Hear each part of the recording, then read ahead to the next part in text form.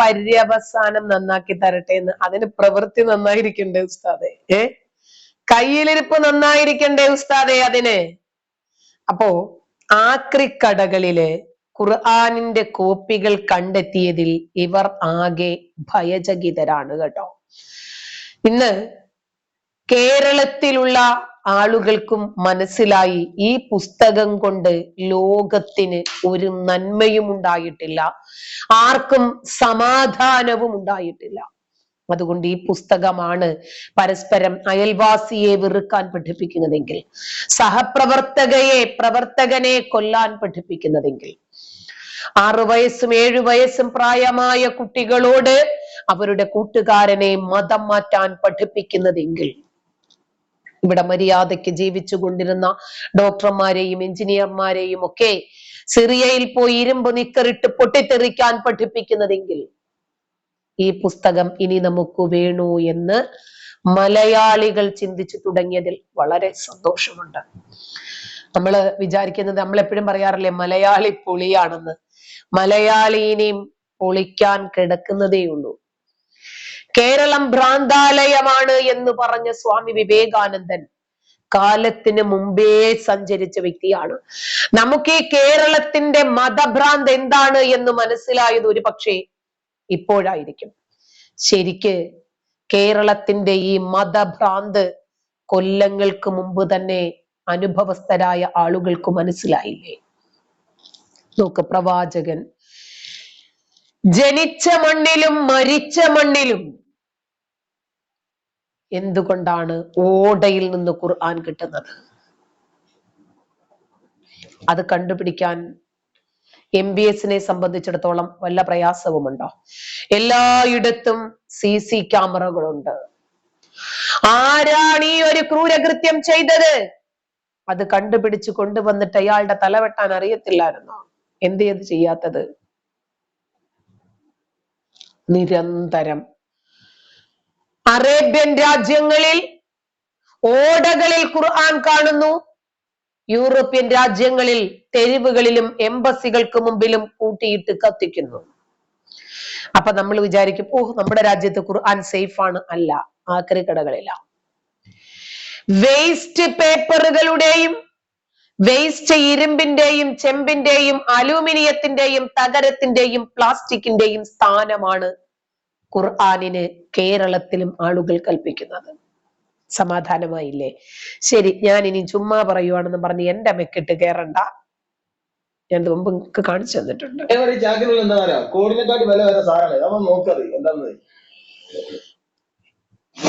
എന്താ പറഞ്ഞത്? കോടികളെക്കാൾ വില മതിക്കുന്ന സാധനമാണെന്നോ? സ്വർണത്തിന് പോലും ആയിരങ്ങളാണ് അല്ലെ, 10,000-ങ്ങളാണ്. ഇപ്പൊ 72 ഒക്കെ ആയിട്ടുണ്ട്. അപ്പൊ കോടികൾ വിലമതിക്കുന്ന സാധനം എന്ന് പറയുമ്പോൾ എന്താണ്? കോഹിനൂറോ? കോടികൾ വിലമതിക്കുന്ന സാധനം ചാക്കിനകത്ത് കയറ്റി ആക്രിക്കടകളുടെ മൂലകളിൽ വിശ്രമിക്കുന്നു. കാക്ക തന്നെ പറയട്ടെ, നമുക്കത് കേട്ടുകൊണ്ടിരിക്കാം. കോടിനെക്കാട്ടി വില വരുന്ന സാധനമാണ്. നമ്മൾ നോക്കത് എന്താണെന്ന്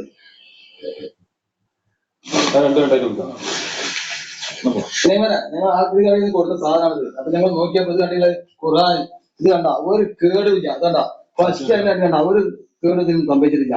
എന്താണ് ഇത് പേരെ സൂക്ഷിച്ചാല് പിന്നെ ഞങ്ങൾ ഗൾഫാരൊക്കെ പ്രത്യേകം ശ്രദ്ധിക്കുന്ന കാര്യങ്ങൾ ശ്രദ്ധിക്കേണ്ടത്, അവിടുന്ന് കൊണ്ടുവരുമ്പോൾ ഖുർആൻ ഓതുന്നവർക്ക് മാത്രം ആവശ്യം കൊടുത്താൽ മതി. വെറുതെ തട്ടിക്കളിക്കാനാണ് ആക്രികളിൽ നിന്നൊക്കെ ഞങ്ങൾ വെക്കിയത്. കേട് ചെറുത്ത് നിങ്ങൾക്ക് ആർക്കെങ്കിലും ആവശ്യം ഉണ്ടെങ്കിൽ ഞങ്ങൾ തരും. ചേട് സംഗതി കേടില്ല, അടിപൊളി പുതിയ പീസ് എന്താ ഒറ്റ ഞാൻ കേടുള്ളൂ. ഇത് നമ്മള് അത് ആളുകളോട് ചോദിച്ചിട്ട് ഇത് എന്താ ചെയ്യേണ്ടതെന്ന് ചോദിച്ചിട്ട് അതിനനുസരിച്ചാണ് ചെയ്യുന്നത്. ബാക്കിയുള്ളത് നിങ്ങൾക്ക് അത് വേണ്ടെങ്കിൽ ഞങ്ങൾ വീട്ടിൽ സൂക്ഷിക്കുന്നുണ്ട്. ഒന്നാമത് വീട്ടിലുള്ളവർ എന്ത് ചെയ്യാം? 3-4 വീട്ടിലുണ്ടാവുള്ളൂ. അതെ, ഒരു പേരിൽ ഒരു 3-4 ഉണ്ടാവും. ഇത് വന്നാൽ അവിടെ ചാക്കാർക്ക് നമുക്ക് കെട്ടിക്കെടുക്കണം. ഞങ്ങൾ 2 ചാക്കാണ് അവിടെ കൊടുത്തത്. ഒരു കടി 2 ചാക്ക നമുക്ക് കിട്ടി. അതാണ് ഞങ്ങൾ കൊടുത്തത്. പല കടിയിലുണ്ടാവും ഉണ്ടാവും തീർച്ചയായിട്ടും. ഒന്നും ഇങ്ങനെ വേസ്റ്റ് ആയി കളയില്ല. നമ്മൾ ഒന്നും നമ്മളെ വീട്ടിൽ തന്നെ ഞങ്ങൾ വേഗന പോയപ്പോ ഒരു ചങ്ങായി കൊണ്ടമാൻ പോയി കണ്ട അയാൾ വീട് ചെയ്തപ്പോൾ മൂപ്പര് പറഞ്ഞ ഇങ്ങനെ സ്ഥലത്തൊക്കെ ഉണ്ടാവും. ഞങ്ങൾ ജസ്റ്റ് അന്വേഷിക്കുമ്പോൾ കണ്ടമാൻ ഒരു കടി കണ്ടില്ല. നമ്മളെ അയൽവാസിയായ നമ്മുടെ കുടുംബക്കാരനായ അമ്മീത് ഒരു ഖുർആൻ നമ്മളിന്ന് വാങ്ങാത്തിട്ടുണ്ട്. അള്ളാഹു ബർക്കത്ത് ചെയ്യട്ടെ. പരമാവധി ഷെയർ ചെയ്യാം, ജനങ്ങളിലേക്ക് എത്തട്ടെ. എന്നിട്ട് നമ്മളെ ഉസ്താദുമാരൊക്കെ ഇതിനെപ്പറ്റി നല്ല പറഞ്ഞു കൊടുക്കണം. എല്ലാ മദർസുകളും കാര്യങ്ങളൊക്കെ നല്ല വ്യക്തമായിട്ട് ബോധവൽക്കരണം കൊടുക്കണം. അപ്പൊ ഞങ്ങളുടെ ആളുകളിലേക്ക് എത്തിക്കുകയാണ്. അപ്പൊ വേണ്ടാത്ത ഖുർആനുകൾ എങ്ങനെയാണ് ഒഴിവാക്കേണ്ടത് എന്ന് ഉസ്താദുമാർ ആളുകൾക്ക് നന്നായി പറഞ്ഞു കൊടുക്കണം. ആരും അറിയാതെ ഓടെ കൊണ്ടിട്ടേരെ, അല്ലെങ്കിൽ അടുപ്പിലിട്ട് കത്തിച്ചോ, അങ്ങ് പറഞ്ഞു കൊടുക്കുന്നേ. എന്നാ പിന്നെ ഇങ്ങനെ സൂക്ഷിക്കുന്നുണ്ട്. ആവശ്യക്കാർ വന്നാലേ ഞങ്ങൾ തരും. അവർ കേട് ചെയ്യാം, നമ്മൾ മുന്നും പറഞ്ഞില്ല, അവർ കേട് സംഭവിച്ചിരിക്കുകയാണ്. അതാണ് നമ്മുടെ ഖുർആനാണ്. ഭയങ്കര വിഷമായി പോയി സമാന്തര കടി കേൾക്കേണ്ടത്. അപ്പൊ ഞങ്ങൾക്ക് വാങ്ങിയതാണ്. ഞങ്ങൾ കൊടിഞ്ഞാണ് ഫേസ്ബുക്കില് ഒരു വീഡിയോ കണ്ടിരുന്നു ഖുർആനെ പറ്റി. അപ്പൊ അതിനെ പറ്റി ഒന്ന് അറിയാൻ വേണ്ടി വന്നതാണ്. ഞങ്ങളുടെ അടുത്തല്ല, ഒരു 10-12 കിലോമീറ്റർ ഉള്ളു കണ്ടി. അതിനെ പറ്റി ഒന്ന് അറിയാൻ വേണ്ടി വന്നതാണ്. ഇത്തരം പറഞ്ഞ കുറച്ച് ഇതൊക്കെ അവര് ശരിക്കും പറഞ്ഞ ഈ പിന്നെ ആളുകള് നമ്മുടെ വീട്ടിലൊക്കെ വരില്ലേ, അപ്പൊ അവരെത്താണ് ഇത് കൊടുത്തേക്കാം. അപ്പൊ ഇവര് വന്ന് ഈ രാത്രികളുടെ ആളുകൾ പറയുന്നത് അവര് കൊടുക്കാണ്ട് ഇതെന്ത് ചെയ്യാണ്, ഈ പേജുകൾ വേർതിരിക്കുന്ന സമയത്താണ് നമ്മൾ കാണുന്നത്. അങ്ങനെ കണ്ടു കഴിഞ്ഞാല് പിന്നെ നമുക്ക് എന്ത് ചെയ്യാണ്, അവർക്ക് പിന്നെ ഈ പേപ്പറും ഇതും അവർ വേർതിരിക്കാണ്. അറിയില്ല അവർക്ക്. അപ്പൊ ഈ പെട്ടെന്ന് പോയിട്ട് ഇവര് അതൊന്ന് വാങ്ങിയിട്ട് വേറെ ചാത്തി കെട്ടിട്ട് അപ്പൊ അങ്ങനെ കുറെ ചാക്കിലാക്കുമ്പോ എന്താ ചെയ്യും, പിന്നെ കുറെ അങ്ങനെ ചാക്കാക്കി വെച്ചിട്ടുണ്ട്. അപ്പൊ അവര് ലാസ്റ്റ് കൊണ്ട് കത്തിക്കാവും ചെയ്യുന്നത്. നമുക്ക് കത്തിക്കാൻ പെട്ടെന്ന് കത്തിക്കാൻ പറ്റില്ല. ഒരു വിധം നമുക്ക് കേടുള്ളതൊക്കെ നമുക്ക് ഇത് പ്ലാസ്റ്റർ ഇട്ടതിന് ശേഷം ചെയ്താലേ ഇത് ചെയ്താൽ എത്ര ഉണ്ട്. ഇപ്പൊ നമ്മൾ മദ്രസയിലെ പുസ്തകങ്ങളുണ്ട്, അതുപോലെ ആത്മാകളുണ്ട്, മൗലൂദിന്റെ പിന്നെ അങ്ങനെ എല്ലാ പിന്നെ നമ്മളെ മതത്തില് ഓരോരുത്തർ സമരത്തിലൊക്കെ ചരിത്ര പുസ്തകങ്ങളുണ്ട്. ഇതൊക്കെ എന്തായാലും പഠിച്ചോന്റെ ഉണ്ടാവും. പിന്നെ ഖുർആൻ എന്ന് പറഞ്ഞാൽ ഞങ്ങൾക്ക് എല്ലാവർക്കും ബഹുമാനിക്കണ്ടേ. ഖുർആൻ നമ്മളെ എന്ന് ഖുർആൻ പറഞ്ഞിട്ടുണ്ടല്ലോ. ഈ ഗ്രന്ഥം നാമാണ് അവതരിപ്പിച്ചത്, നാം അതിനെ സംരക്ഷിക്കുന്നത്. പടച്ചോന് സംരക്ഷിക്കാൻ കഴിവില്ല എന്ന് നിങ്ങൾക്ക് ഉറപ്പായല്ലേ? നോക്കിയിരുന്ന കൂലി കിട്ടുന്ന സംഗതിയാണ് ഖുർആൻ. നോക്കിയിരുന്ന കൂലി കിട്ടും, കഅബ നോക്കിയിരുന്ന കൂലി കിട്ടും. അങ്ങനെ കൂലി കിട്ടുന്ന സംഗതിയാണ് ഖുർആൻ. അതൊന്നും ആളുകൾക്ക് ഏത് മതക്കാരാണെങ്കിലും അവരുടെ നിർബന്ധങ്ങളല്ലേ. കാരണം നമ്മളെ പിന്നെ നിയമാവലികളെല്ലാം ഉള്ളത് നമ്മൾ ദുരിതാൻ പാടില്ലല്ലോ. അപ്പൊ അങ്ങനെ ബഹുമാനിക്കേണ്ട സംഗതി എങ്ങനെയാണ് ഇവർ അതിൽ കൊടുത്തയക്കുന്നത്. ഇത് മലപ്പുറത്താണ്, വേങ്ങര എന്ന് പറയുന്ന സ്ഥലത്ത്. ഖുർആനൊന്നും ഒരു കേടില്ലട്ടോ. സംഗതി ഖുർആൻ കേടില്ല എന്ന് പറഞ്ഞാൽ ചാട്ട പോലും ഒരു പേര് പോലും കേടില്ലാത്ത. അതിന്റെ അർത്ഥം എന്താ? വാങ്ങിക്കൊണ്ട് പോയ ആളുകൾ അത് തുറന്നു പോലും നോക്കിയിട്ടില്ല, വലിച്ചെറിഞ്ഞു. അതങ്ങട് ഇതൊക്കെ നമ്മൾ ശരിക്കും വീടിന്റെ നേരെ റാക്ക് എന്തെങ്കിലും അടിച്ചുകാട് വെക്കണം. റാക്ക് അടിച്ച് അതിനകത്ത് ഭദ്രമായി വെക്കണം. എടുത്ത് വായിക്കരുത്. വായിച്ചാൽ ഒന്നുകിൽ മതം ഉപേക്ഷിക്കും, അല്ലെങ്കിൽ ഖുർആൻ ഉപേക്ഷിക്കും. അതുകൊണ്ട് വായിക്കാൻ ശ്രമിക്കരുത്, പഠിക്കാൻ ശ്രമിക്കരുത്. അതിനകത്ത് എന്ത് തന്നെ ആയിക്കോട്ടെ ഭദ്രമായിട്ട് ഇരുന്നോട്ടെ. അവിടെ പൊടിയൊക്കെ തട്ടി സൂക്ഷിച്ച് നിങ്ങൾ ചില്ലിട്ട് കൂട്ടിനകത്ത് വെച്ചേരെ, എടുത്ത് വായിക്കാൻ ശ്രമിക്കരുത്.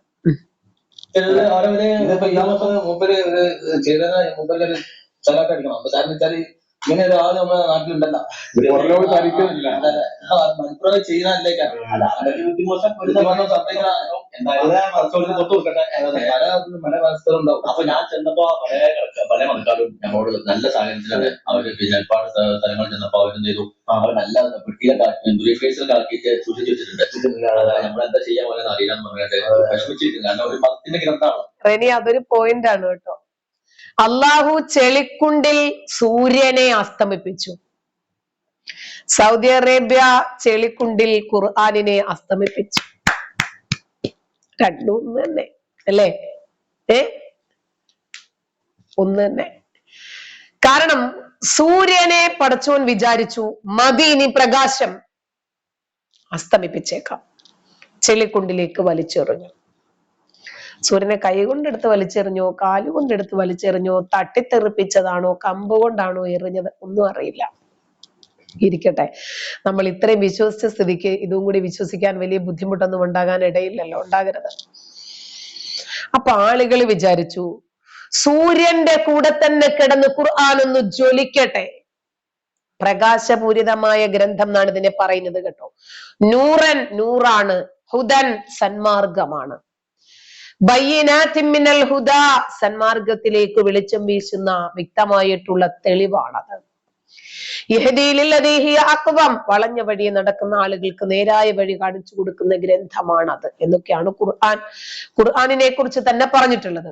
അപ്പൊ ആദ്യം സൗദി അറേബ്യക്കാർ ചിന്തിച്ചത് സൂര്യന്റെ കൂടെ തന്നെ ഖുർആൻ കിടക്കട്ടെ. ചെളിക്കുണ്ട് നല്ല അത്ര മോശമൊന്നും അല്ലല്ലോ. അങ്ങനെയാണെങ്കിൽ അള്ളാഹു സൂര്യനെ ചെളിക്കുണ്ടിൽ അസ്തമിപ്പിക്കുമായിരുന്നോ? ശരിയെന്നാ. നക്ഷത്രങ്ങളെ പെറുക്കി പിശാചിനെ എറിഞ്ഞു. ഇനി ആളുകൾ ഖുർആൻ പെറുക്കി പിശാചിനെ എറിയുന്ന ഒരു സമയം വരും. അത് ചിലപ്പോ കേരളത്തിൽ തന്നെ തുടക്കം ഉണ്ടാകും കേട്ടോ. നമുക്കിനി അതും കൂടി മാത്രം കണ്ടാൽ മതി. അതായത് മലയാളികൾക്ക് വെളിവ് വെച്ചപ്പോൾ, മലയാളികൾ വിദ്യാസമ്പന്നരായപ്പോൾ, മലയാളികൾ എഴുത്തും വായനയും പഠിച്ച് അവർ ഇതിന്റെ ഉള്ളുകള്ളികൾ എന്താണ് എന്ന് മനസ്സിലാക്കി കഴിഞ്ഞപ്പോൾ അവർക്കും ഈ കിതാബ് വേണ്ട എന്ന ഒരു രീതിയിലേക്ക് എത്തി. അതുകൊണ്ടാണ് മറ്റൊരു രാജ്യത്തും കാണാത്ത രൂപത്തിൽ വേസ്റ്റ് പേപ്പർ കടകളിലും ചെളിക്കുണ്ടിലും ഖുർആൻ ചെന്ന് കിടക്കുന്നത്. ഇനിയെങ്കിലും നിങ്ങൾക്ക് ബോധമുണ്ടായിക്കൂടെ? ഇന്ന് വിദ്യാഭ്യാസം ഇല്ലാത്ത ആരാണുള്ളത്? ഏറ്റവും കൂടുതൽ ഒരു പക്ഷേ വിദ്യാഭ്യാസം നേടുന്നത് മുസ്ലിം കമ്മ്യൂണിറ്റിയിലെ ആൺകുട്ടികളും പെൺകുട്ടികളുമായിരിക്കും. ഇത് വലിയ കാര്യം തന്നെയാണ്. ഇതൊരു വലിയ കാര്യമാണ്. കാരണം എന്തെന്നറിയാമോ?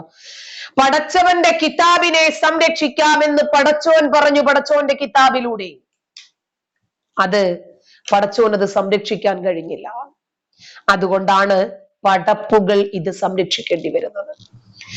ചെളിക്കുണ്ടിലേക്ക് എറിയാൻ പോയവന്റെ കണ്ണിൽ ഒരു പൊടിയിട്ട് കൊടുത്താൽ മതിയായിരുന്നല്ലോ പടച്ചോന് പറ്റിയില്ല. റെനി, ഇതാരാ? ഒരു മലയാളി പടച്ചോൻ, മലയാളം എഴുതാൻ അറിയുന്ന പടച്ചോൻ. നമ്മുടെ പടച്ചോനെ സംബന്ധിച്ചിടത്തോളം അറബി അല്ലാത്ത വേറെ ഒരു ഭാഷയും വശമില്ലല്ലോ നമ്മുടെ അള്ളാഹുവിന്.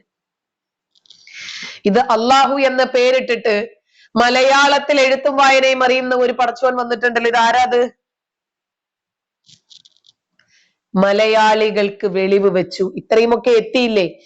ഖുർആൻ വീട്ടിൽ നിന്നും ഒഴിവാക്കാനുള്ള ഒരു ഇനിഷ്യേറ്റീവ് അവരെടുത്തില്ലേ? ഇനിയും കൂട്ടിയിട്ട് അവർ ഈ ഗ്രന്ഥം യൂസ്ലെസ് ആണ് എന്ന് മനസ്സിലാക്കി വലിച്ചെറിഞ്ഞ് കത്തിക്കും. നോക്കിക്കും.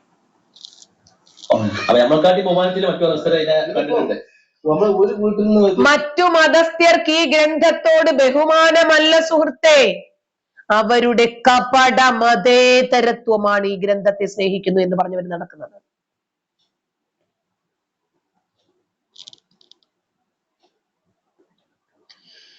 മനസ്സിലായ? അവർക്കറിയാം ഈ ഗ്രന്ഥം അന്യമത വിദ്വേഷവും വിരോധവുമല്ലാതെ പഠിപ്പിക്കുന്നില്ല. ഇന്ന് മുസ്ലിങ്ങളെക്കാളേറെ ആ മുസ്ലിങ്ങൾക്കറിയാം ഈ കിതാബിനകത്ത് എന്താണ് ഉള്ളതെന്ന്. എന്നിട്ടും അവരെന്തോ വലിയ സംഭവമാക്കി നമസ്കരിക്കുന്നു എന്ന് പറഞ്ഞ്, നോമ്പ് പിടിക്കുന്നു എന്ന് പറഞ്ഞ് തലയിൽ തട്ടമിടുന്ന മുസ്ലിങ്ങളെയൊക്കെ കാണാറില്ലേ? നോമ്പുതറയൊക്കെ സംഘടിപ്പിക്കുന്ന ആ മുസ്ലിങ്ങളെ കാണാറില്ലേ? വെറും ഡെമോ മാത്രമാണ്, പച്ചയായ കാപട്യം. അത് തിരിച്ചറിയാൻ കഴിയാത്ത കുറച്ച് മലരന്മാരായിട്ടുള്ള മുറിയന്മാരുണ്ടെന്ന് നിങ്ങളെക്കാട്ടിലേറെ അവർക്കറിയാം. ഒരു കൂട്ടുന്ന 100 കൂട്ടുന്നല്ല, അത്രയും വീടുകളിൽ നിന്ന് കൊടുത്തിട്ടുണ്ട്. അതുകൊണ്ട് ആക്ച്വലി ഇവിടെ കാണണം. എല്ലാം വീട്ടിൽ മെസ്സേജ് എത്തണം. ഇനി വീട്ടിലൊരു 4-5 ഖുറാനിലുണ്ടോ? അത് സൂക്ഷിക്കാൻ വീട്ടിലെന്തെല്ലാം നിലവിലുള്ള എന്തെല്ലാം പിന്നൊരു കാര്യമുണ്ട്. അബദ്ധത്തിൽ പോലും നമ്മുടെ കുട്ടികൾ ഈ കിതാബിനെ കുറിച്ച് ചിന്തിക്കുകയോ ഇതെടുത്ത് വായിക്കാൻ ശ്രമിക്കുകയോ ഇതിനകത്തുള്ളത് മനസ്സിലാക്കാൻ ശ്രമിക്കുകയോ ചെയ്യരുത് എന്ന് മനസ്സിലാക്കിയിട്ടുണ്ടാകും ആളുകൾ. അല്ലെ? കുറച്ചെങ്കിലും വകതിരിവുള്ള മാതാപിതാക്കൾ വിചാരിക്കും, യോ എന്റെ കൊച്ചി കിതാബെങ്ങും കണ്ടുപോകല്ല, അടുത്ത് താമസിക്കുന്നവന്റെ തലയെങ്ങാനും വെട്ടാൻ പോകുമോ അല്ലാ, അതുകൊണ്ട് എന്റെ കുട്ടിയെ ഈ ഷർറിൽ നിന്ന്, അതായത് ഈ പരീക്ഷണത്തിൽ നിന്ന്, ഈ തിന്മയിൽ നിന്ന് ഒന്ന് രക്ഷപ്പെടുത്താൻ എന്താണ് വഴി? ഈ കിതാബ് അങ്ങോട്ട് ഒഴിവാക്കിയാലോ. ആ ഭാഗത്ത് കുറച്ച് ബാലരമയോ കുറച്ച് ബാലമംഗളമോ കുറച്ച് അമർ ചിത്ര കഥയോ പൂമ്പാറ്റയോ അതൊക്കെയായിരുന്നു നമ്മുടെ കാലഘട്ടത്തിൽ. ഇപ്പൊ എനിക്ക് അതൊക്കെ ഉണ്ടോ എന്ന് എനിക്കറിയില്ല. ബാലഭൂമിയോ അതുപോലെയുള്ള കുട്ടികൾക്ക് നല്ല ചിന്തകൾ വരുന്ന, നല്ല മൊറാലിറ്റി കിട്ടുന്ന, പരസ്പരം സ്നേഹിക്കാൻ ഉതകുന്ന എന്തെങ്കിലുമൊക്കെ കിതാബുകൾ, എന്തെങ്കിലുമൊക്കെ പുസ്തകങ്ങൾ വാങ്ങി അവിടെ വെക്ക്. ഒന്നുമല്ലെങ്കിൽ ഷേക്സ്പിയറിന്റെ പുസ്തകങ്ങൾ വാങ്ങി വെക്ക്, ബെർണാഡ് ഷായുടെ പുസ്തകങ്ങൾ വാങ്ങി വെക്ക്, ഡൈജസ്റ്റ് ഉണ്ടല്ലോ ഈ ബാലരമയുടെ ഒക്കെ കൂടെ വരുന്നത്, അത് വാങ്ങി വെക്ക്. അതൊന്നുമല്ലെങ്കിൽ സ്റ്റീഫൻ ഹോക്കിങ്സിനെ കുറിച്ചിട്ടൊന്ന് കുട്ടികളൊന്ന് പഠിക്കട്ടെ. ചെറിയ ചെറിയ പുസ്തകങ്ങളിലൊക്കെ കിട്ടുന്നത് ഞാൻ എൻ്റെ മക്കൾക്കൊക്കെ വാങ്ങി കൊടുക്കാറുണ്ട്. അതൊക്കെ വാങ്ങിച്ചിട്ട് എന്താണ് ദൈവമെന്ന്, എന്താണ് ഈ പടച്ചോനെന്നൊക്കെ കുട്ടികളൊന്ന് പഠിക്കട്ടെ. അബദ്ധത്തിൽ പോലും ഖുർആൻ പഠിക്കേണ്ടി വരരുത്. അതുകൊണ്ടാണ് മുസ്ലിം വീടുകളിൽ നിന്ന് ഈ ഗ്രന്ഥത്തെ പട്ടിക്ക് പുറത്തിറക്കുന്നത്. അത്രയും കൂടി നമ്മളത് സൂക്ഷിച്ചു വെക്കണം. ആൾമാരിലാണ് സൂക്ഷിച്ചു വെക്കണം. അത് അതുപോലെ ഇത് നല്ല പ്ലാസ്റ്റിക് കവറിലോ പിന്നെ പ്ലാസ്റ്റിക്കിന്റെ പാത്രത്തിൽ ആക്കിയിട്ട് വീട്ടിൽ ഇഷ്ടംപോലെ റാക്കുകളുണ്ട്, അൽമാറകളുണ്ട്. അതിനുള്ള പാത്രം വെച്ചാൽ മതി. ഒരു നല്ല ഖുർആൻ, ഉപയോഗിക്കാൻ പറ്റിയ ഖുർആനാണ്. ഇങ്ങനെ ഒന്നും രണ്ടൊന്നല്ല. കാണാൻ മൊഞ്ചുണ്ടായിട്ട് കാര്യമുണ്ടോ കാക്ക? അതിനകത്ത് എന്തെങ്കിലും ഉപയോഗപ്രദമായത് വേണ്ടേ? കാണാൻ മൊഞ്ചുണ്ട്, നല്ല കളർഫുൾ ആണ്, നല്ല ചുമലച്ചട്ടയും നീലച്ചട്ടയും ഒക്കെ തന്നെയാണ്. അതിനകത്തുള്ളത് അപരനെ കൊല്ലാനുള്ള ആശയമാണെന്ന് മക്കൾ അറിയാതിരിക്കാൻ വേണ്ടിയിട്ടാ മാതാപിതാക്കൾ അത് ഒഴിവാക്കുന്നത്. ഇനിയിപ്പോ ഇത് നിങ്ങൾ എന്താ ചെയ്യാൻ പോണേ? നമ്മൾ ചെയ്യാൻ പോണത് ഈ നല്ലതുകളൊക്കെ നമ്മൾ എന്ത് ചെയ്യും, സൂക്ഷിക്കാം. പിന്നെ എന്ത് ചെയ്യണം, പിന്നെ പറ്റ കേടുന്നപ്പോ നിങ്ങൾ ചെറിയ വിട്ടതും പിന്നെ പൊട്ടിപ്പോലൊന്നും ചെയ്യാൻ പറ്റില്ല. അത് നമ്മൾ എല്ലാ ചെമ്പട്ടിയിലോ ഈ സ്റ്റീൽ മറ്റേ സ്റ്റീലല്ലാത്ത ഇരുമ്പിന്റെ റബ്ബ് കൊണ്ടുവന്നിട്ട് അതിൽ കത്തിക്കുക. കത്തിച്ചാൽ ഫുള്ള് ചാരായണം, കളിക്കുക കഞ്ഞി പോലെ രീതിയിൽ കത്തണം. അങ്ങനെ പഠിക്കാൻ അങ്ങനെ കത്തി പറ്റത് ഉപയോഗശൂന്യമായി ചെയ്യാൻ പറ്റുള്ളൂ. എന്നിട്ട് അത് നല്ല ഒഴുകി പോകുന്ന വെള്ളത്തില് പുഴയിലോ ആ പുഴയിൽ നല്ല മഴയുള്ള സമയത്ത് കൊണ്ടുപോയി കലക്കി കളയണം. കവറിൽ കിട്ടിയ കലക്കി കളയണം. അതാണ് അവൻ ലാസ്റ്റ് ചെയ്യാനുള്ളത്. അത് ലാസ്റ്റ് ചെയ്യാണ്. അല്ല ബുദ്ധിമുട്ട് ഖുർആനാണോ? നമുക്ക് ജീവിതത്തിൽ വെളിച്ചം നൽകുന്ന എല്ലാ വിഷയത്തിനും പരിഹാരം നമ്മൾ ഖുർആനാണ്. അള്ളാഹുവിന്റെ കലാമാണ് ഖുർആൻ. മുത്തറസൂലിൽ ഇറങ്ങിയ ലോകത്തിന്റെ നേതാവിന്റെ കിതാബാണ് ഖുർആൻ. പിന്നെ അതിനുപരി നമുക്ക് മരിച്ചാൽ നമ്മൾ മരിച്ചോട്ട് വന്നാൽ ഖുർആനാണ് വിളിച്ചു കിട്ടാനുള്ളത്. ഇനി മരിച്ചോട്ട് ഓതാനുള്ളത് ഖുർആനാണ്. ഇനി നാളെ പരലോകത്ത് നമുക്ക് ശഫാഅത്ത് വരാനുള്ളതും ഖുർആനാണ്. നമ്മൾക്ക് ഓരോ ഖുർആൻ ചില നമ്മൾ പല വല്യമാരൊക്കെ നമ്മൾ ഉപയോഗിച്ച് കണ്ടിട്ടുണ്ട്. അവരെല്ലാം കവറിലാക്കിയിട്ട് 4, 3 പിന്നെ 5, 6 ചിറ്റി ചിറ്റിട്ട് എന്ത് ചെയ്യും, കുട്ടികളെ കയ്യെത്താത്ത ഉയരത്തില് സൂക്ഷിക്കുന്നത് നമ്മൾ കണ്ടാണ്. നമ്മളെ വാപ്പാരും നമ്മളെ വല്യപ്പാരും വല്യമാരൊക്കെ സൂക്ഷിക്കാൻ നമ്മൾ കണ്ടതാണ്. കുട്ടികളെ തുടങ്ങാൻ പോലും ആയിരിക്കില്ല. അതുമായിട്ട് പറയാനുള്ളത് ഈ കാണുന്നതൊക്കെ ഷെയർ ചെയ്യണം. എല്ലാ ഗ്രൂപ്പിലേക്കും ഷെയർ ചെയ്യാം. ഷെയർ ചെയ്ത് കണ്ടെന്ന് ആ ഖുർആന്റെ ഒരു ഗ്രൂപ്പ് എത്തുമ്പോഴത്തെ നമുക്ക് എല്ലാവരും ഉണ്ടാകണം. ഇനി ഇങ്ങനെ ഒരാൾ ചെയ്യാൻ പാടില്ല. അതിന് എല്ലാവരും ഉപകാരപ്പെട്ടു. പിന്നെ നമ്മളെ ഇതിന് നമ്മൾ തുടങ്ങിയ ചില ചാനലാണ് നന്മ മുഖ്യ, അതും എല്ലാവരും സപ്പോർട്ട് ചെയ്ത് അത് നമ്മളെന്തായാലും എല്ലാവരും സൂക്ഷിക്കണം. അത് സൂക്ഷിക്കുക എന്ന് പറഞ്ഞാൽ വർക്കത്തല്ലേ, ആ ഉണ്ടായി വർക്കത്തുണ്ടാവുള്ളൂ. മറ്റുള്ള എന്തെല്ലാം കാര്യങ്ങളും വീട്ടിലുണ്ട്. ശരിക്കും വീട്ടിലൊന്നും ഒരു ഫോട്ടോ പോലും വെക്കാൻ പാടില്ല. ചില വീട്ടിലൊക്കെ ഫോട്ടോ വെച്ച് കാണാം. പക്ഷെ ഒരു ഫോട്ടോ പോലെ നമ്മുടെ ഫോട്ടോ പോലെ നമ്മൾ വെക്കാൻ പാടില്ല. ഇപ്പോഴത്തെ കൾച്ചർ അങ്ങനെ ഇപ്പോഴത്തെ കൾച്ചറൊക്കെ ഫോട്ടോ വെക്കല് അങ്ങനെ ഫോട്ടോ വെക്കാൻ പാടില്ല. നമ്മൾ സായിപ്പ് വെച്ചാൽ റാമത്തുണ്ടാവും. ഇപ്പൊ നമ്മൾ ഈ കൊറോണയും അതുപോലെ മറ്റു ഒരുപാട് രോഗങ്ങളും അധികരിച്ചായിട്ട് ഒരു പക്ഷേ ഈ തന്നെയായിരിക്കാം. ഇതിപ്പോ ഞാൻ ഈ ഇത് അറിഞ്ഞതിന് ശേഷം ഞാൻ പറ്റുമ്പോൾ അങ്ങനെ സഞ്ചരിക്കുമ്പോൾ കാണുന്ന എല്ലാ ആക്രികളിയും കയറും. അപ്പൊ അവര് നമ്മൾ കാണുമ്പോ തന്നെ ഉണ്ടെങ്കിൽ ഇട്ടൊക്കെ പറഞ്ഞിട്ട് അപ്പോഴുള്ള കീശിലാക്കിയൊക്കെ തരും. അതെ, ഞാൻ പല പുസ്തകങ്ങളും പറഞ്ഞപ്പോ അവരൊക്കെ ചോദിച്ചതാണ് ആക്രികളിൽ എങ്ങനെ ഖുർആൻ ഉണ്ടാവുന്നതാണ്. അവരെല്ലാം രക്ഷപ്പെടുകയാണ്. അറിയാത്തോണ്ടാണ്. അപ്പൊ അതിന് ഉചിതമായ തീരുമാനം ഉണ്ടാവട്ടെ. ഇതിന് നമ്മുടെ ജനങ്ങൾക്ക് ഇഷ്ടം പോലെ ചാനലുകളൊക്കെ ഉള്ളോട്ട് മെസ്സേജുകൾ എത്തിക്കാൻ പറ്റുമല്ലോ. അപ്പൊ അത് എല്ലാവരും അതിന് പരിഹാരം കാണുന്നത് വരെ ഈ മെസ്സേജ് എല്ലാവരും ഷെയർ ചെയ്യണം. മനസ്സിലായോ നിങ്ങൾക്ക്? മലപ്പുറത്തുള്ള മുറിയന്മാര് രാവിലെ സുബഹി നമസ്കരിച്ചിട്ട് ഒരു സംഘമായിട്ട് ഓരോ പ്രദേശങ്ങളിലായിട്ട് ഇറങ്ങിത്തിരിക്കുകയാണ്. ഓരോ ആക്രിക്കടയിലും കയറിയിട്ട് അതേ കാക്ക അവിടെ ഖുർആൻ വല്ലതുമുണ്ടോ? ആ ഉണ്ട്, നിക്ക് ഒരു ചാക്ക് കുറച്ച് വെള്ളവും ചാക്കും കെട്ടും എല്ലാം കൂടി എടുത്തുകൊണ്ട് കൊടുക്കും. ഇവിടെ ഇരുന്ന് പുഴുത്തുപോയി, ഇവിടെ ഇരുന്ന് ഇല്ലാതായി പോയി, സ്ഥലമില്ല, കൊണ്ടേക്കും. അടുത്ത ആക്രിക്കടയിൽ പോയിട്ട് കാക്ക ഇവിടെ ഖുർആൻ ഉണ്ടോ? അങ്ങനെ അതെല്ലാം ശേഖരിക്കലാണ് ഇവരുടെ ജോലി. ഇപ്പൊ എന്ത് മനസ്സിലായി? മലപ്പുറത്തിന് വെളിച്ചം വെച്ചു തുടങ്ങി. മലപ്പുറത്തിന് വെളിവ് വെച്ചപ്പോൾ അവിടുത്തെ ആളുകൾ വിദ്യാസമ്പന്നരായപ്പോൾ അവർ ഈ ഗ്രന്ഥം വലിച്ചെറിഞ്ഞു തുടങ്ങി. അവർക്ക് ഈ കിതാബ് വേണ്ട എന്നവര് മനസ്സിലാക്കി. ഇന്ന് നമുക്ക് ആവശ്യം മാനവികതയാണ്, മനുഷ്യത്വമാണ്. അതുകൊണ്ട് തൽക്കാലം നമുക്ക് മനുഷ്യത്വത്തിന്റെ പക്ഷത്ത് നിൽക്കാം എന്ന് തോന്നി. കാരണം ഈ കിതാബിനകത്ത് എന്താണുള്ളത്? 1-2 വചനങ്ങൾ വായിച്ചാൽ തന്നെ ചെറിയ കുട്ടികൾക്ക് പോലും കാര്യം തിരിയും. എന്താണ് ഈ കിതാബിനകത്തുള്ളതെന്നും അവർക്ക് മനസ്സിലാകും. ഇപ്പതാണ്ടേ അള്ളാഹു എന്ന് പേരിട്ട ഒരു ID അദ്ദേഹം വന്നിട്ട് പറയുന്നു, എന്റെ കൂടെ കൂടിക്കോ, നിങ്ങൾക്ക് ബാലന്മാരെ നൽകാം. ഹൂറന്മാരില്ല എന്ന് അദ്ദേഹം എടുത്തു പറയുന്നുണ്ട്. ഉസ്താദന്മാർക്ക് കമിഴ്ത്തി കിടത്താനുള്ളതാണ് ബാലന്മാർ. വളരെ സന്തോഷം. പൊരിച്ച മീനിന്റെ കരളും കട്ടിത്തേനും തരാമെന്ന് പറയുന്നു. ശരി, ഞാൻ വെജാണ് എങ്കിൽ എനിക്ക് നിങ്ങൾ എന്ത് തരും? അതെ, സ്ത്രീ വിരോധിയാണ് കേട്ടോ കക്ഷി. അതുകൊണ്ട് പ്രത്യേകിച്ചൊന്നും കിട്ടുമെന്ന് തോന്നുന്നില്ല. അതുകൊണ്ട് സ്ത്രീകളെ ശപിക്കുന്ന ഒരു പടച്ചോനാണ്. അതുകൊണ്ട് അല്ല അള്ളാഹു, ഞാൻ ചോദിക്കട്ടെ നിങ്ങളോട്,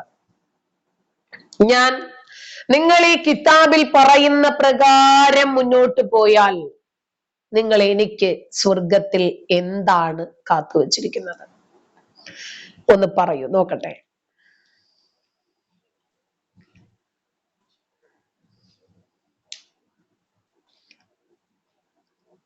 എനിക്കറിയാം, എനിക്ക് അറിയാമല്ലോ ശിവാജി. അതെ, ഖുർആൻ ക്രോഡീകരിക്കാൻ സഹായിച്ചത് 3 വിഗ്രഹാരാധകരാണ്. എനിക്കറിയാം.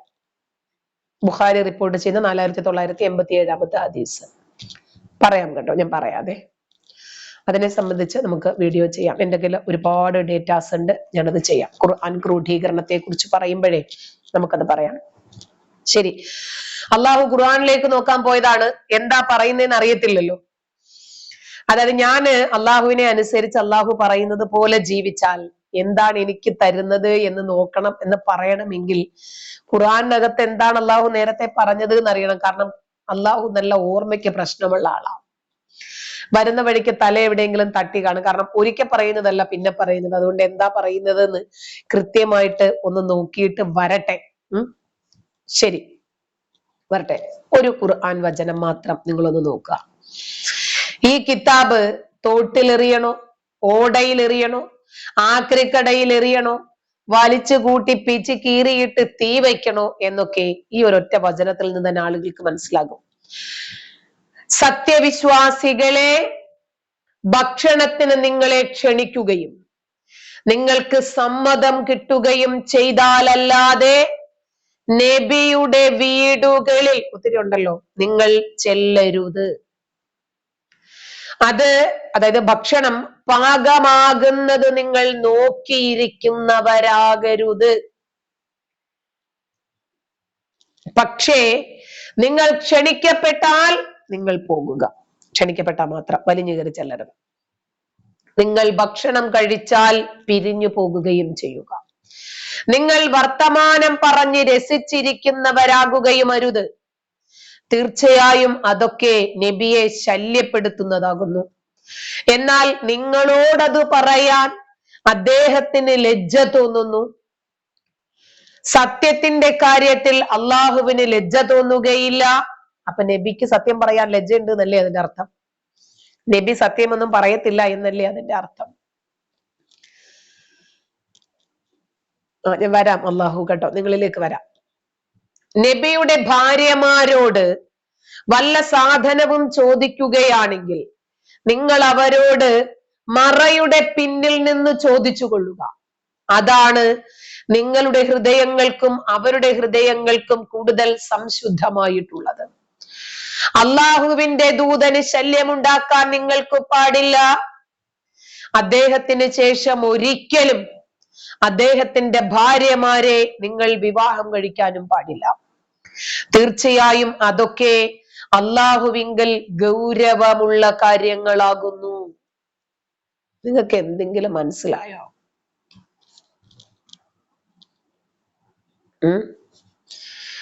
നബിയുടെ ഭാര്യമാർ മാതാക്കളാകുന്നു എന്നാണ് ഖുർആൻ പറഞ്ഞത്. പിന്നെന്തിനാണ് അവർക്ക് പിന്നിൽ മറയ്ക്ക് പിന്നിൽ നിന്ന് ചോദിക്കണം എന്ന് പറയുന്നത്? ഒരാള് നബിയുടെ വീട്ടിലേക്ക് വരുന്നത് തിന്നാനും കുടിക്കാനും മാത്രമാണോ? ആണ് എന്നാണ് ഖുർആൻ പറയുന്നത്. നമ്മളാരും പറയണതല്ലേ, ഖുർആൻ പറയുന്നതാണ്. ഒന്നും വിചാരിക്കല്ലേ, ചില കാര്യങ്ങൾ പറയേണ്ടതുണ്ട് ഇവിടെ.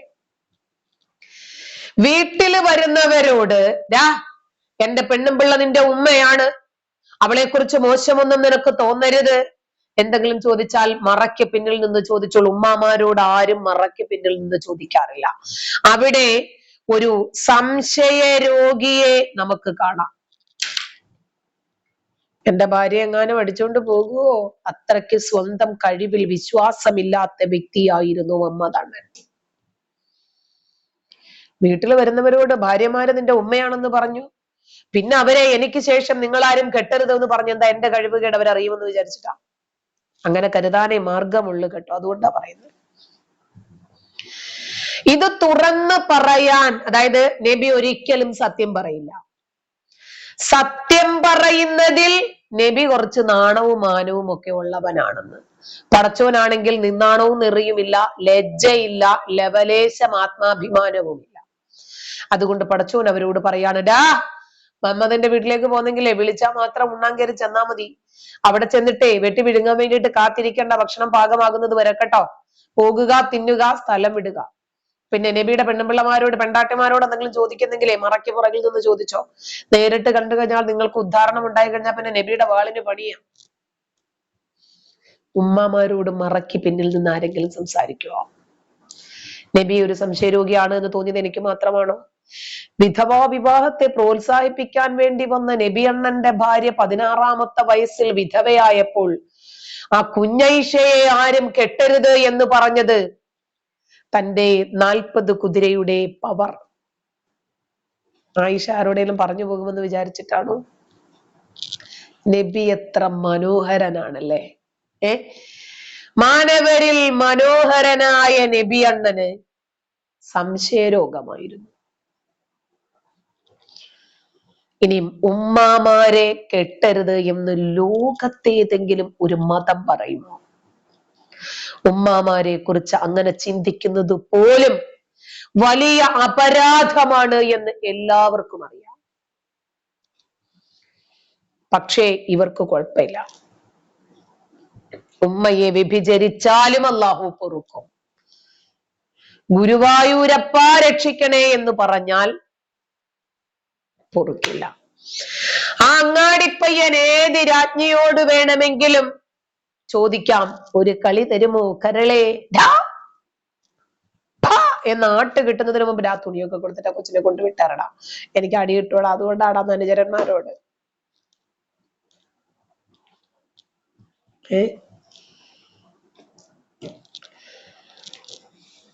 യോ സ്പിരിറ്റാണ്, മദ്യപ്പുഴയൊക്കെ നരകത്തിന്റെ അടുത്തെങ്ങും വെക്കല്ലേ, കത്തിപ്പോകും. അതുകൊണ്ട് അതൊന്നും വേണ്ട. ഇത് ബ്ലണ്ടർ ആണ് എന്ന് മനസ്സിലാക്കാൻ ഇതൊക്കെ തന്നെ ധാരാളമാണ്. ഇത് ഇപ്പോ ഇത് നമ്മളെ പഠിപ്പിച്ചിട്ട് എന്തെങ്കിലും കാര്യമുണ്ടോ? ഉണ്ടോ? ആ കാലഘട്ടത്തിൽ ജീവിച്ചിരുന്ന നബിക്ക് അള്ളാഹു ഇറക്കിക്കൊടുത്ത വചനം ലോകാവസാനം വരെയുള്ള ജനത ഓതണം, പഠിക്കണം, പഠിപ്പിക്കണം, പാരായണം ചെയ്തുകൊണ്ടേയിരിക്കണം എന്ന് പറയുന്നത് എത്ര വലിയ അനീതിയാണ്. നിങ്ങൾക്ക് തോന്നിയില്ല അത്? ഇത് നീതിയാണോ? എന്തുവാണ് ഇവര് പറയുന്നത്? 80,000 ബാലന്മാരുണ്ട്. അപ്പോൾ ഒരു വെളിച്ചെണ്ണപ്പുഴ ഉണ്ടായിരുന്നെങ്കിൽ അതെ. അല്ല, പിന്നൊരു കാര്യമുണ്ട്, ശിവാജി, അവിടെ ശിവജി എന്തെങ്കിലുമൊക്കെ സംവിധാനങ്ങൾ പഠിച്ചുകൊണ്ടുണ്ടാക്കുമായിരിക്കും. കള്ളിന്റെയും തേനിന്റെയും പാലിന്റെയും ഒക്കെ പുഴയുണ്ടല്ലോ, നാരങ്ങാ വെള്ളത്തിന്റെ പുഴ ഇല്ല. ഇപ്പോ ഈ മദ്യം കള്ളിന്റെ പുഴ എന്ന് പറയുമ്പം കള്ളിനകത്ത് നാരങ്ങാ വെള്ളം ചേരുമോ? എനിക്കറിയില്ല കേട്ടോ, എനിക്ക് വലിയ വശമില്ലാത്തതുകൊണ്ട് ഞാൻ ചോദിക്കുക. കള്ളിൽ പാല് ചേരുമോ? കുടിക്കുന്നവർക്കല്ലേ ഇതിനെ കുറിച്ചിട്ടൊക്കെ അറിയത്തുള്ളൂ. ഞാനിത് എന്റെ ജീവിതത്തിൽ നേരെ കണ്ടിട്ട് പോലും ഇല്ലാത്ത സാധനങ്ങളാ, എനിക്കറിയില്ല. അതുകൊണ്ട് ഞാൻ ചോദിച്ചതാ. അപ്പൊ അതുകൊണ്ടാണ് ഈ ഖുർആനിലെ ഏത് വചനങ്ങൾ തലയ്ക്കകത്ത് ആളുതാമസമുള്ളവൻ ഒരാവർത്തി ഒന്ന് വായിച്ചാൽ എന്തുവാടേ എന്ന് ചോദിക്കും. അതുകൊണ്ടാണ് ഇവിടെ വെളിച്ചെണ്ണ പുഴ മദ്രസകളിൽ ഒഴുക്കാൻ ഉസ്താദുമാര് തീരുമാനിച്ചിരിക്കുന്നത്. കാരണം ഇവിടെ അതൊക്കെ ഒന്ന് പ്രാക്ടീസ് ആക്കി പോയി കഴിഞ്ഞാല് പാലൊഴിച്ചാലും സാരമില്ല, തേനൊഴിച്ചാലും സാരമില്ല, കള്ളൊഴിച്ചാലും സാരമില്ല, അവരുടെ സുനയ്ക്ക് ഉത്തേജനം ഉണ്ടാകുമല്ലോ. 1 വർഷം വരെ നീണ്ടു നിൽക്കുമെന്നാണ് ഇവന്മാരെ കൊണ്ട് നിസ്കരിപ്പിക്കാൻ വേണ്ടിയിട്ട് പടച്ചോൻ പറഞ്ഞത്. ഇവന്മാർ അങ്ങനെയെങ്കിലും ഒന്ന് ഉച്ചയും കുത്തി മറിയട്ടെ എന്ന് വിചാരിച്ചിട്ടേ പടച്ചോൻ ഇക്കണ്ട കള്ളങ്ങളെല്ലാം പറഞ്ഞിട്ട് ഇവരെ വിശ്വസിപ്പിച്ചിട്ട് ഒക്കെ ചെയ്യിപ്പിച്ചു. മദ്യവും പാലും ഒഴുകുന്ന പുഴ. ഇതിൽ കള്ള്, മദ്യം എന്ന് പറയുന്നത് ഇസ്ലാമിൽ പറയുന്നത് അല്ല.